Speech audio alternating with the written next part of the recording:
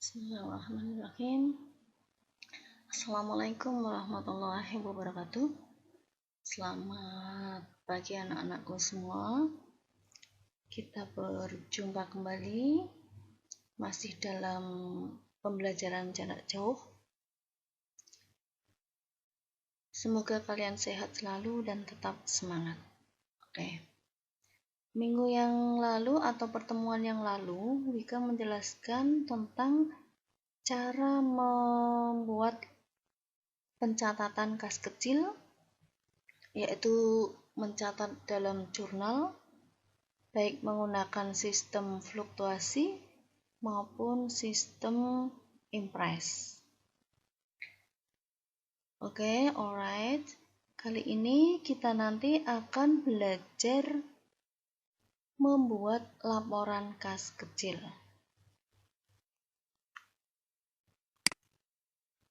Wika buka dulu filenya.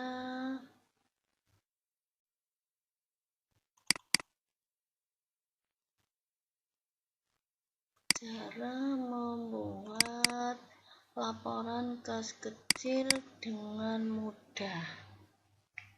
Sambil menunggu loading, kalian buka soal yang kemarin, dari pertemuan kemarin itu kalian buka. Nah, ini contoh soal kas kecil yang kemarin ini ya. PT Subur Makmur menyelenggarakan kas kecil untuk pengeluaran kecil. Kas kecil tersebut mulai dibuka pada tanggal 1 Maret 2011 dan seterusnya, dibuka lagi ya soalnya. Kemudian ada transaksi pada tanggal 2 Maret sampai tanggal 28 Maret. Nah, bagaimana cara membuat laporan kas kecil? Kalian siapkan dulu kolomnya. Ini yang mudah ya, yang simple. Jadi di dalam laporan kas kecil, kolom yang dibutuhkan itu pertama adalah tanggal di sini. Kemudian ada nomor bukti atau nomor voucher biasanya. Kemudian ada keterangan atau bisa ditulis uraian, penerimaan, dan pengeluaran. Nah, rekening yang didebet, nanti yang dicatat di dalam akun, ini sebenarnya tergantung dari manajemen perusahaan. Jadi biasanya kalau kita mengerjakan soal, itu di dalam situ sudah ditentukan. Jadi nanti rekening yang didebet atau akun yang didebet itu ada biaya telegram, kemudian ATK, konsumsi, dan lain sebagainya. Jadi nanti kalian kalau mengerjakan tergantung dari soalnya. Lah Bu, gimana kalau misalnya di dalam soal tidak disebutkan rekening-rekening apa yang didebet atau macam-macam akun? Maka kalian harus membaca keseluruhan semua soal, semua transaksi yang terjadi, kemudian kalian simpulkan. Jadi dari transaksi dalam 1 bulan itu, kira-kira yang rutin, yang sering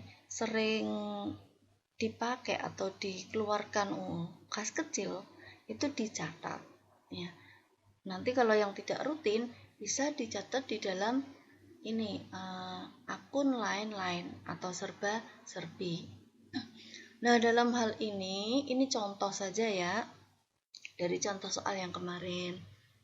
Rekening yang didebet atau akun yang didebet itu ada ini, biaya telegram, kemudian biaya angkut pembelian, suplai kantor, dan lain-lain.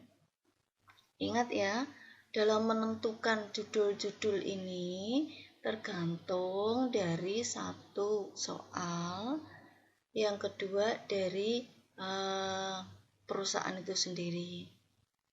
Jadi di dalam kenyataannya akun-akun ini tergantung manajemen di perusahaan itu sendiri. Paham ya? Next, kita lanjut. Di dalam soal tadi nih ya, tanggal 2 Maret dibeli perangko 30.000 dan meterai 30.000. ini masuk dalam suplai kantor. Di sini disebutkan dimasukkan dalam suplai kantor. Maka di dalam pencatatannya laporan kas kecil, tanggal ini Maret, kemudian tanggal 1 itu pembentukan ya. Tanggal 2. Nah, kalau pembentukan ini nanti ditulis dalam penerimaan ya. Nah, transaksi yang tanggal 2 ini nomor bukti 2. Nomor bukti ini juga tergantung dari perusahaan ya, tergantung dari perusahaan atau tergantung dari soal yang diminta. Keterangan membayar, ini salah, ini mestinya ini di sini ya, perangko dan materai. Nah, jumlahnya berapa? Jumlahnya tadi berapa tadi ya? 30.000 tambah 30.000 dijadikan 1. Jumlahnya 60.000. Ya, 60.000 dimasukkan dalam pengeluaran. Kemudian untuk akun yang di debit ini masuk dalam suplai kantor 60.000. Ini dalam keterangannya ini tidak urut, jadi tolong di ini ya, yang penting kalian jelas gitu ya. Ini kurang turun ke bawah. Oke. Misalnya pada tanggal 5 Maret ya. 5 Maret dibayar rekening listrik dan air. Ya. Nomor buktinya 3. Ini 3. Nah, ini rekening listrik dan rekening air. Sejumlah berapa? Ini penerimaan dikosongi karena ini pengeluaran. Sejumlah 200.000. Maka ditulis di dalam rekening yang didebit masuk dalam lain-lain. Kenapa masuk dalam lain-lain? Karena di ini judul rekening yang didebit itu tidak ada biaya listrik dan biaya air, sehingga masuk dalam rekening lain-lain. Begitu seterusnya cara mencatat laporan kas kecil. Dicoba ya, dicoba dari soal yang kemarin, minggu kemarin itu kalian buat laporan kas kecil dengan akun tangga. Soal yang kemarin ya, tanggal berapa itu pertemuan yang kemarin. Nah, dicoba dibuat seperti ini, seperti contohnya ini. Paham ya?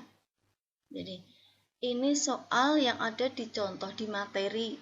Ya, cara membuat atau laporan kas kecilnya seperti ini bisa kalian pelajari. Nah, nanti kalau sudah paham, nanti akan Bu Ika berikan soal, yaitu soal yang kemarin menjadi tugas kalian kemarin untuk dibuat laporan kas kecilnya. Bisa dimengerti ya? Ingat untuk kolom keterangan ini agak turun ya, diurutkan sesuai dengan ini. Begitu. Terima kasih atas perhatiannya. Salam sehat dan tetap semangat. Jangan lupa bahagia. Wassalamualaikum warahmatullahi wabarakatuh.